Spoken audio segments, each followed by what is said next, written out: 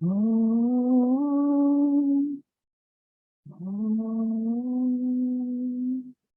Om. Keeping this inward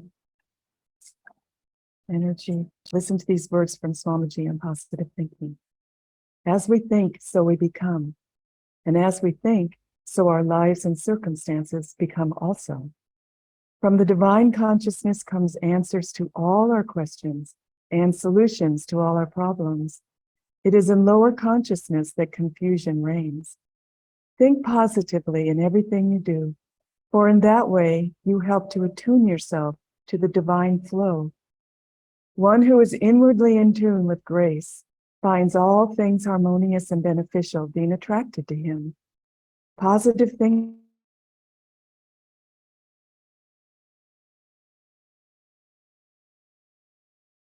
not from the ego, but from the consciousness of God's joy within. And please affirm with me, my outer life is a reflection of my inner thoughts.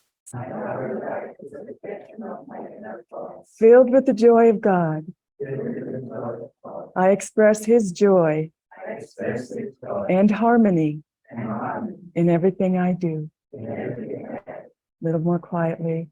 My outer life is a reflection of my inner thoughts.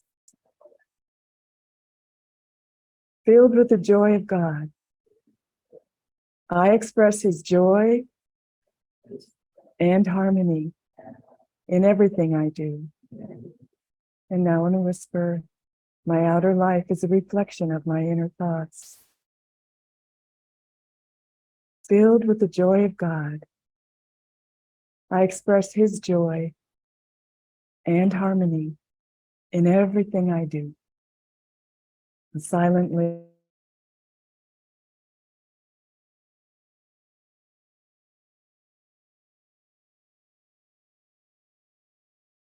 filled with the joy of God, I express his joy and harmony in everything I do. Filled with the joy of God, I express his joy and harmony in everything I do. And please pray silently with me. Problems cannot exist, Lord, whenever thou art near. Give me strength always to hold thee in my heart.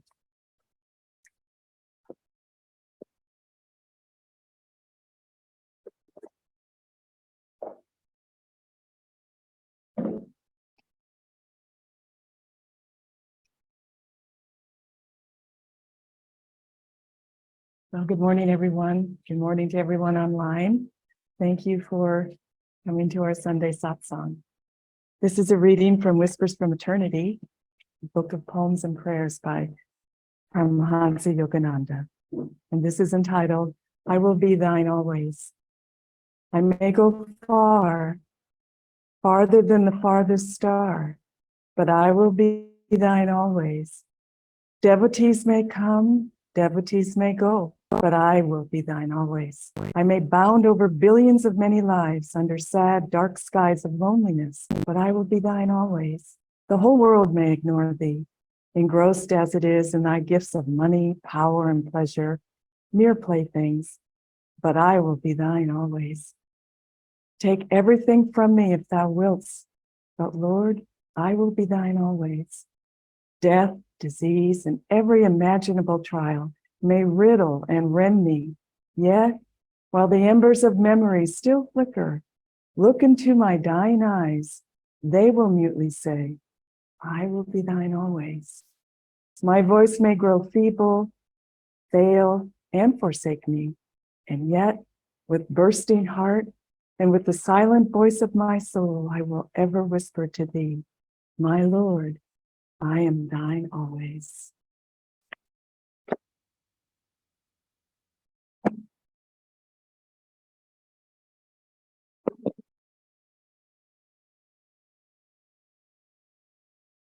And I'd like to begin this satsang with a reading.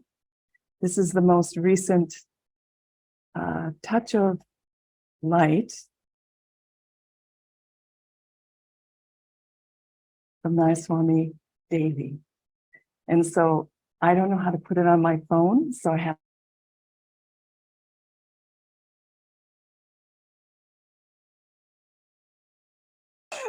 Okay. This is from Davy. This is her latest. She writes one every other week. The winter's night was very cold and windy, and I huddled by the little stove in my camper, reading the Bible by the light of a kerosene lamp. In the early years of Ananda, our dwellings were simple, without electricity, running water, phones, or any way to communicate with others. But we were more than happy to live in whatever was available, campers, teepees, old delivery trucks, just to be part of Ananda.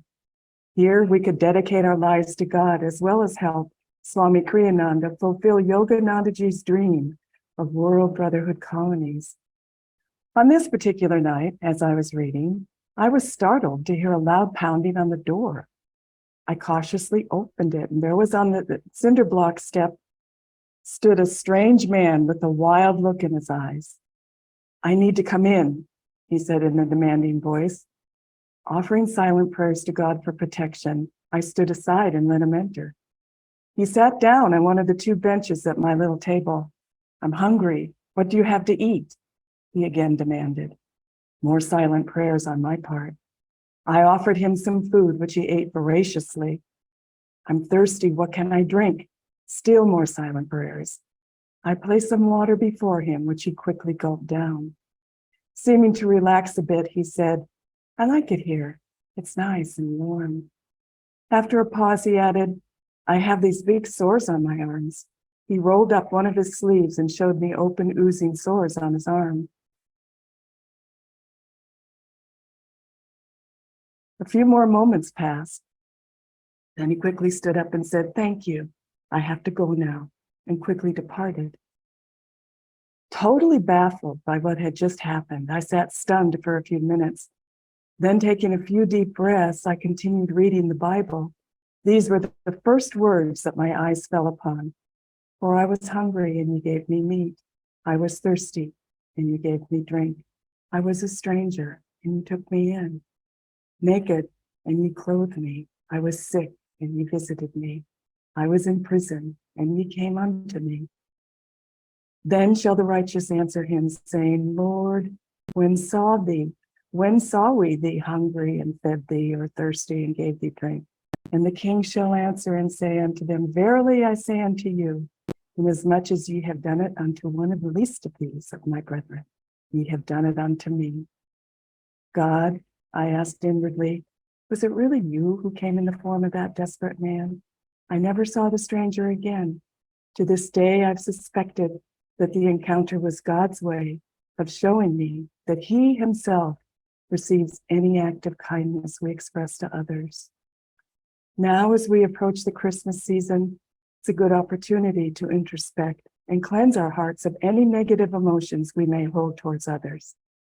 Throughout December, I'm taking up the personal challenge of holding only positive, loving thoughts toward everyone, be they wise or foolish, well-kempt or disheveled. Remember that love offered to any form of life is love offered to God. In Whispers from Eternity, Master writes, "Let every feeling that I have glow with thy love. Let every act of my will be impregnated with thy divine vitality. Let every thought, every expression, every ambition be ornamented by thee." I invite you to join me in this challenge for the rest of 2022, to feel God's love flowing through you in each moment of the day. This is the greatest gift you can give to the world. And who knows, God may come in hidden form to receive it. Your sister in God, Naya Swami Devi. And I was really touched by that wonderful touch of light, touch of love, touch of peace that Devi wrote. And after I read it, I thought, who was Devi? Where'd she come from? Who was Jyotish? Where did he come from? Who's Jaya? Who's Haridas? Who's Benai, who's Nitai, who are these souls that came in the very beginning of Ananda to help Swamiji start communities? Where'd they come from? How did they all come in the beginning, and they're all still here, shining and radiant, and giving love and giving light and serving God and giving joy and generosity of spirit to everybody that comes to them. It's not just them, it's many also who came in the beginning who are quietly working in the background, who don't have a public role. Who are these souls? And as I was meditating on it, I just thought, what a privilege to spend life with them. What a privilege to spend a moment, a day, 5 minutes reading that blog. What a divine privilege to spend time with souls who love God, and who are trying with all of their might and all of their energy to find God in this lifetime. Their magnetism, their positive magnetism what draws souls to master. And that's it for each one of us individuals. Our positive magnetism does more to spread God's love and joy and these teachings than anything we can do outwardly. It's our love for God that creates that magnetism. But where did they come from? I was thinking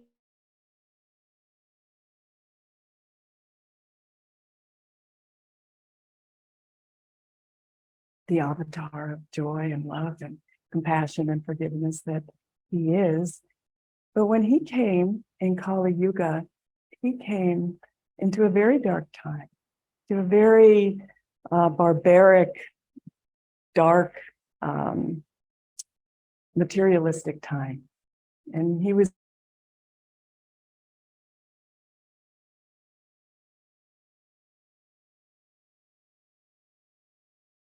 years spreading his teachings of Divine Mother and love and what he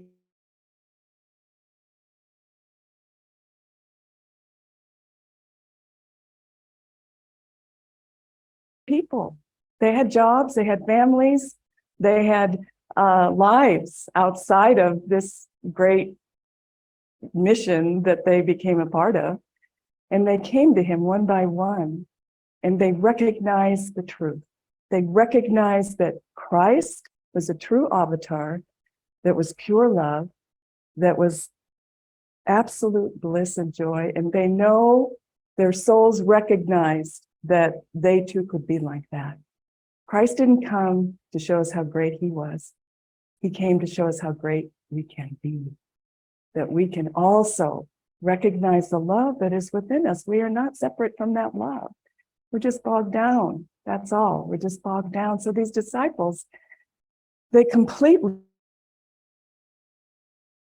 their security and their money and everything, and they followed. He said, come follow me. And they had no choice because they were magnetically pulled by love, and they followed him. And then after Christ was crucified, he appeared to them. He resurrected his body. They were in this room in Jerusalem, and they were hiding, and they were scared because the Romans were going to go after them next. And they knew it because they were his followers. So they were scared. And then Christ appears to them. And we know this is true. We know this is even can be done because of reading the autobiography of a yogi. Read the resurrection of Sri Yukteswar. Read that chapter. It tells you how this is done. It's amazing the information we have now because of these great masters, Babaji and our line of gurus, that back then they didn't know. It was the middle of Kali Yuga. But there was Christ. And then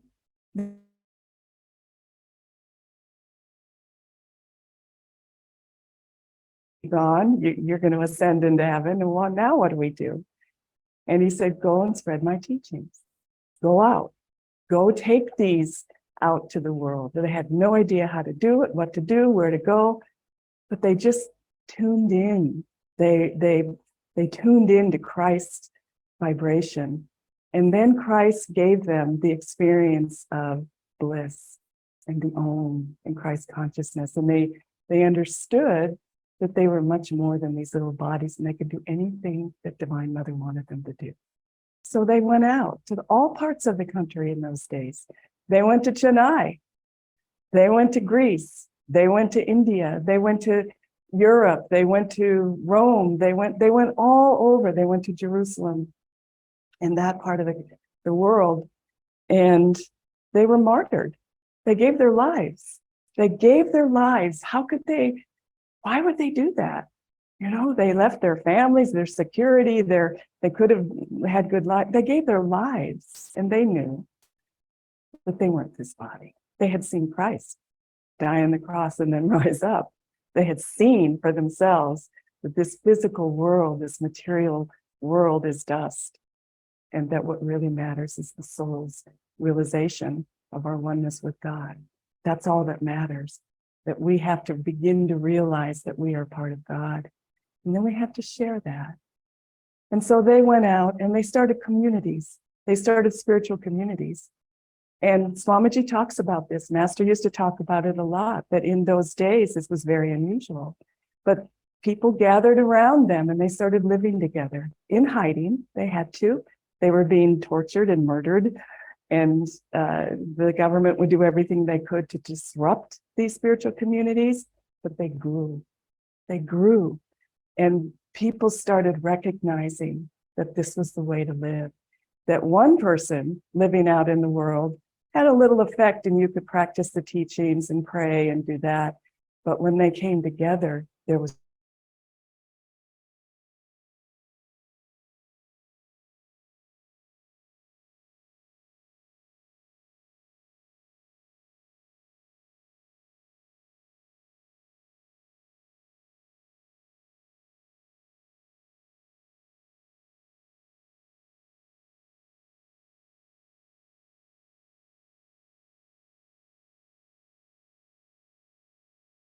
all of God's gifts that we want are within us, but it's hard for them to stay in there when you're meditating every day and you're just bursting with joy. So your magnetism, your aura changes, and people are going to be attracted.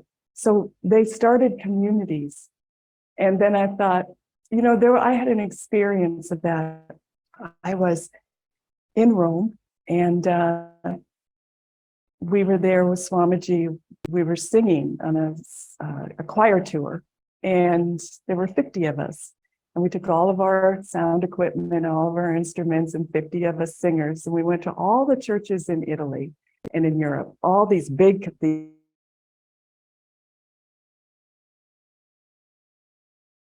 Beautiful, Swamiji's Oratorio. And that was a wonderful experience in itself. But I had one experience that was very, very powerful for me. And it stays with me to this day, and I want to share it with you. We were doing a tour of Rome, and you see the Colosseum and this huge, amazing structure. It really is quite amazing when you think about what they had to, who built it, how did they build it, way back then when they didn't have the equipment that we have now and the technology, and these huge fortresses to materialism, heavy duty ruins all over the place. And you just felt like, you know, it's just like overwhelming, this testimony to materialism and wealth and that life back then during Kali Yuga. But then our guide took us to this tiny, tiny, tiny little underground church. Tiny little underground church. It was made from rocks, and you had to go down, and it was narrow. And it was one of the first Christian churches. They had to have their churches underground. And I walked in, and I just felt so much joy. I had never experienced that. I'd been singing Swami's music and all of that, and I felt joy that way. But when I went into that tiny little church next to the Colosseum, underground, it was such an awakening for me, because I realized it's of the heart.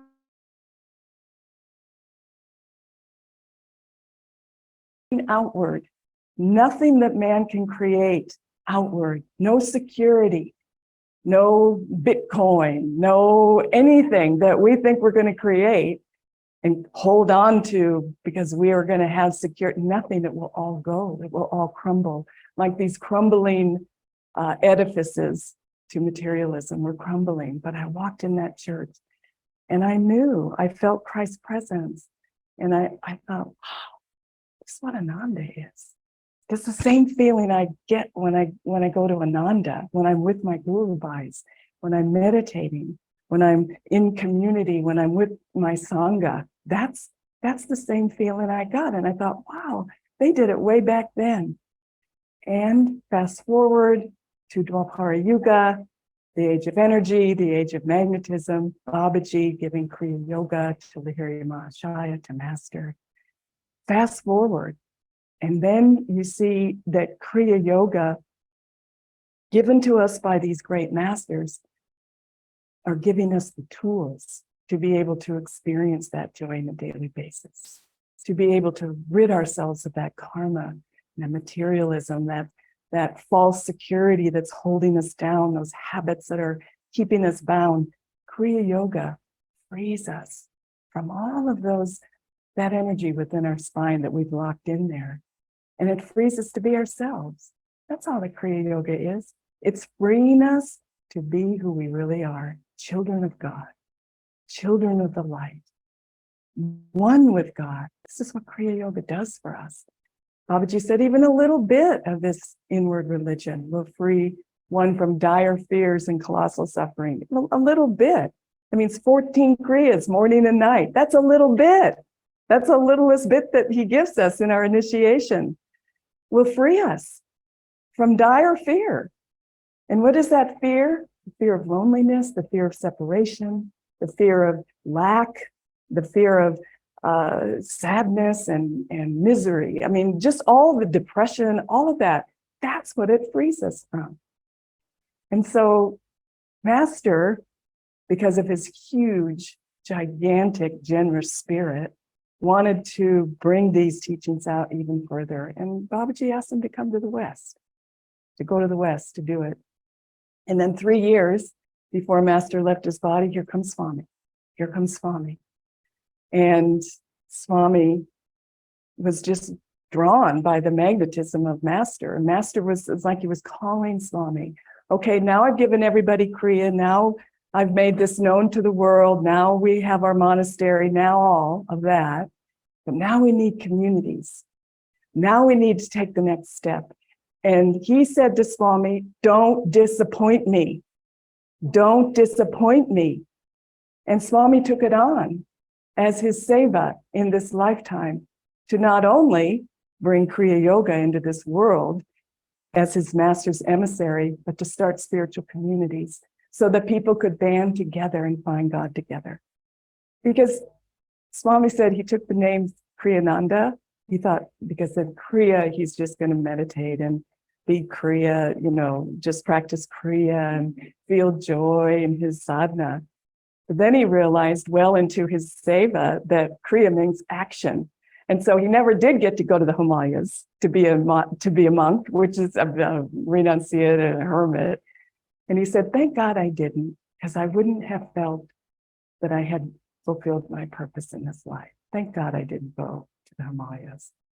And so he created these communities and he took on that challenge. And so here we are in Dwapara Yuga, 100 years into it, 100 years into Dwapara Yuga. And we have all of this technology and all of this age of energy and all of these amazing inventions that are happening, all of it. Look what 100 years ago, there were no cars. Look what we have now. Look at what's happening. This is the new age of energy. Swamiji was a Dwapara Yuga saint. He came in, so was Master. They came in to have people experience the age of energy, but within their own spines, so that they could then bring that energy out into the world in attunement with God. Not just wildly, frantically inventing this and inventing that and chips and that, and it goes on and on and on.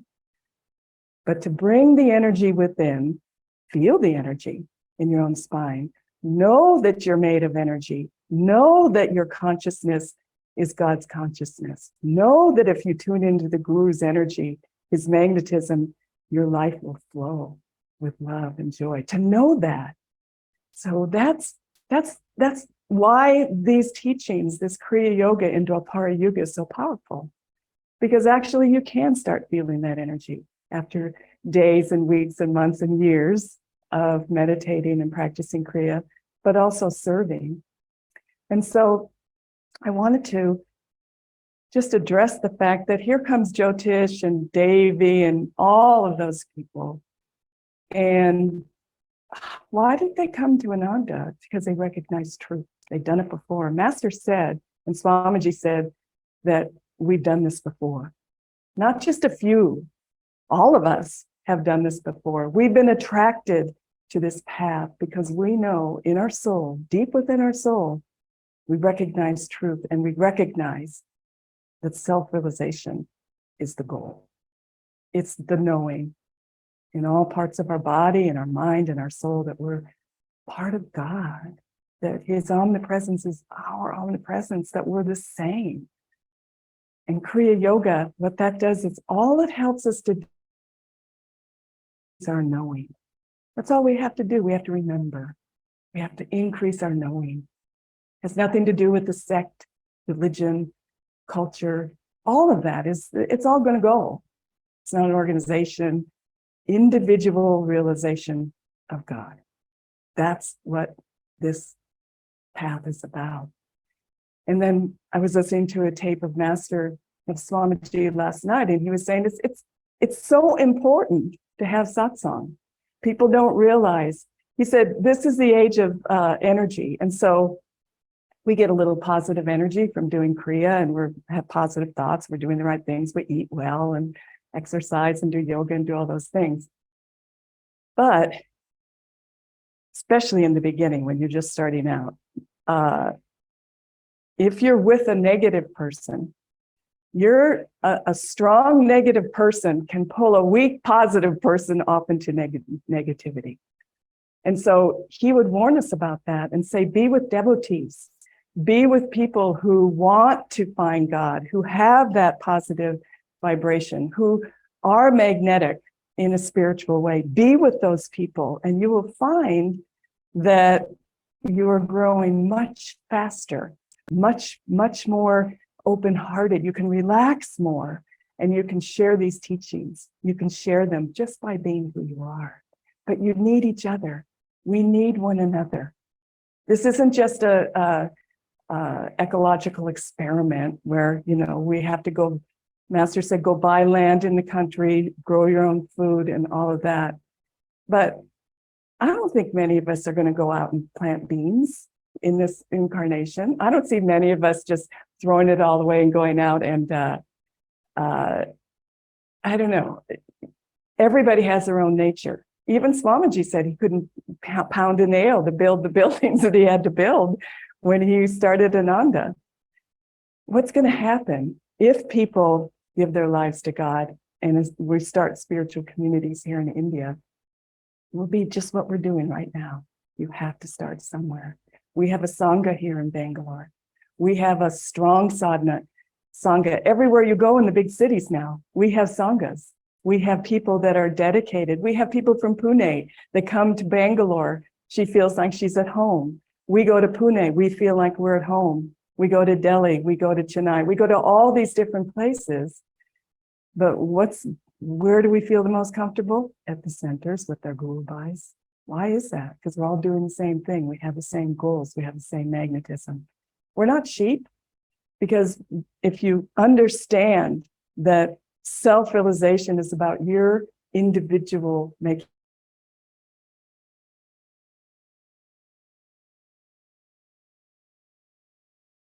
you have to create that within your own heart. But what a blessing to do it with other people that are doing the same thing and helping one another get through hard times. Maybe you're in delusion and somebody can help you up. Maybe you're ill and somebody can take care of you. Maybe, this is the type of community that we have to create here in India.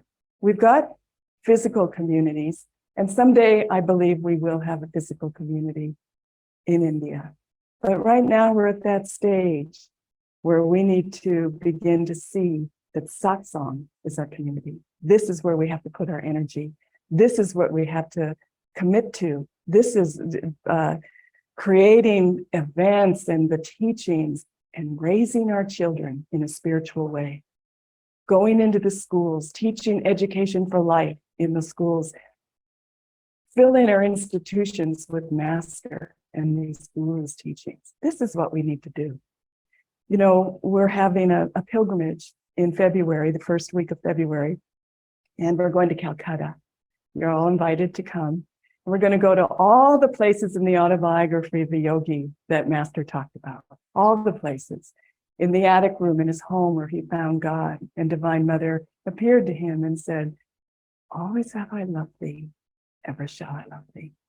We'll go there and we'll meditate there. We'll go to Tulsi Bose's home, which is the Ananda shrine now, where Master spent years and years meditating and being there in that home and doing kirtans on the roof. And we'll go to Serampore, where Babaji appeared to Sri Yukteswar. We'll walk along Raigat Lane, and we'll go to the ashram.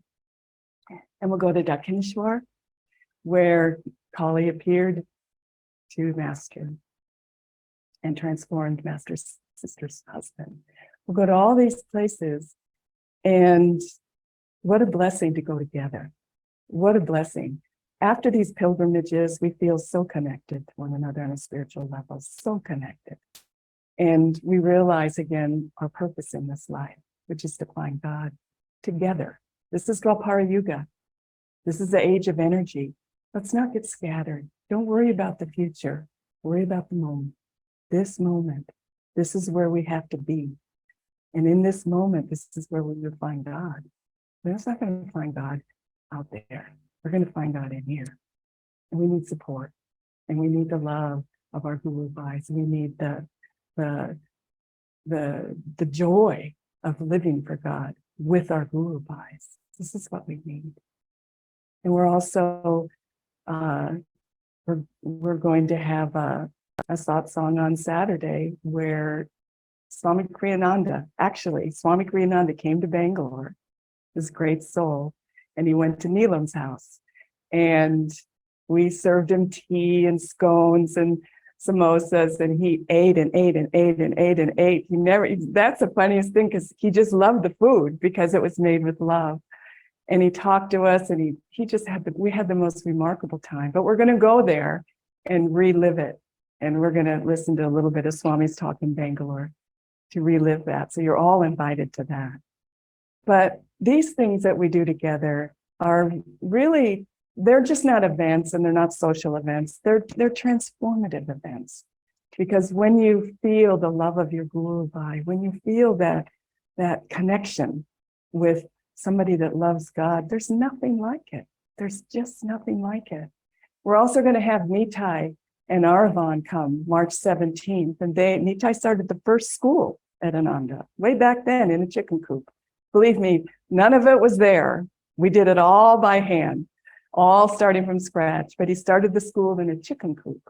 So anyway, we have education for life schools all over America. But in India, we're trying to get that concept. Swami wants us to get it into the schools. So Nitai was meditating, and he was thinking, how can we do that? The schools, there's a transformation that wants to take place in the Indian education system. Even Modi talks about it. So he was meditating one day, and he just got the thought, I know what. Master said to him in his meditation that train the teachers, and then the teachers will be with the students. Start there.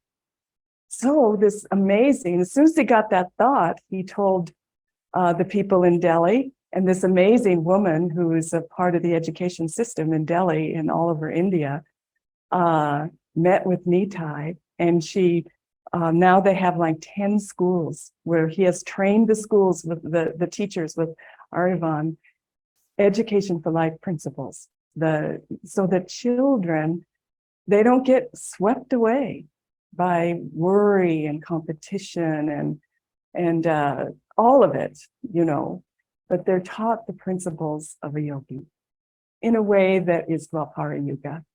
Not that they have to go off to the Himalayas, but in a way that they can incorporate these spiritual principles in their lives. And the kids love it. This one school, they've got all the teachers trained, and then twice a week, the different ages go twice a week, and they have 45 minutes, and they love it. The parents love it. Parents are starting to get interested in spiritual things now. So you see, you just plant seeds. You just plant seeds, and then you go with it, and you don't give up. And you're like Jyotish and Devi, and like Swami, and you don't see anything outwardly right now. You don't see it. You can't touch it or feel it, but you know what Master wants you to do. It's attunement to the Guru that will spread these teachings. It's attunement to the Guru that will help us to have self-realization in our own lives. And it's attunement to the Guru that will create this wonderful spiritual community all over, wherever we go. But here in Bangalore, I really think it's like right there. We're going to have a spiritual community here in Bangalore. Look what Divine Mother has given us, this beautiful, beautiful retreat. People constantly come here. We're constantly talking to people. We're constantly meditating with people. More and more people are coming. So it's a thrilling thought to be part of this life. It's a thrilling thought to go outside of your comfort zone and think, oh, I can do something. Anybody can do anything. Anything. Bake cookies. I guarantee people will love you for it. It's the tiniest thing. But when you do it for others and you do it with love, Divine Mother's love, it has a magical response. Just a little thing like that, you know? The Sunday school. Help with the Sunday school. If you have children, help with that. Delve into the teachings for children. We have reams of information of where we could draw from how to educate our children. And, you know, there's just so many ways. And so anyway, I wanted to just close with that thought, and just with the thought that we probably all did.